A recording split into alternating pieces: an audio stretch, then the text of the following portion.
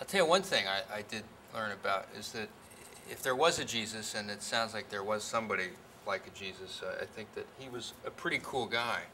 My name is James Martin. I'm a Jesuit priest, and I've written a book called A Jesuit Off-Broadway. It's the story of the 6 months I spent with an off-Broadway theater troupe who were putting on a new play about Jesus and Judas. An acting life is inherently spiritual because you have to be compassionate to your character, no matter who the character is. The same way a religious person needs to be compassionate to everybody. And I learned that in a way that I could have never imagined by working with this cast. I found out that all of them had these wonderfully interesting spiritual paths, no matter who they were. Some of them ended up Buddhist, some of them ended up still seeking, some were Catholic, Christian, Jewish, agnostic, but these wonderful searchers, and they really represented a kind of microcosm of American spirituality. I was raised a Catholic, then I became, I got hooked into a cult, a born-again Christian cult, which took me away from my family. It messed with me so badly that I then became an atheist. But that was, in a way, a good thing because it made me question everything and read more. But you know, what you're describing, a lot of people, they're very devout and then they have to pull away.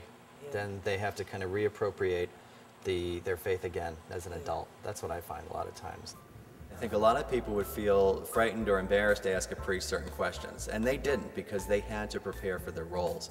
And so any sort of reluctance that they would have about asking questions about faith or spirituality or God was basically set aside. He was someone who was just immediately comfortable and made you feel comfortable in the room, and he knew everything. Just knew any question that you threw at him. Yeah, I mean, it was an amazing journey. I was going through a hard time, and Jim was really helpful, and the character was obviously having a very difficult time because he was going to hang himself. Talks a lot about despair. Yeah, at the time. Yeah. Sam told me that in order to portray Judas as a human being, he would have to portray him as something more than just an evil person. And so that got us started thinking about the motivations for why Judas would have betrayed Jesus, which was very important for the play. So one of the explanations that we were talking about was that Judas was trying to sort of force Jesus to act. And Sam said, oh, you mean it's like throwing him into the deep end to see if he could swim, which I thought was great. I used it in a homily the next week. And then it found its way into Stephen's play. Just from our conversation came this, I thought, a great insight and a great way of explaining it, and frankly, the way that I explain it now to parishioners. I don't know a lot of priests, I haven't met a lot of priests, but I have a feeling Jim is an exceptional, I know he's an exceptional person, and I have a feeling he's an exceptional priest. But again, I haven't met a lot of priests, so, you know. I paid him to say that.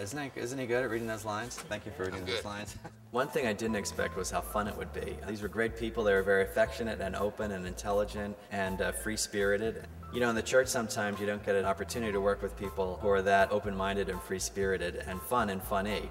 So it was a nice break for me to be around people for whom religion wasn't something to be taken so seriously, you know, because I always tell people if you're deadly serious about religion, you're probably seriously dead about religion as well.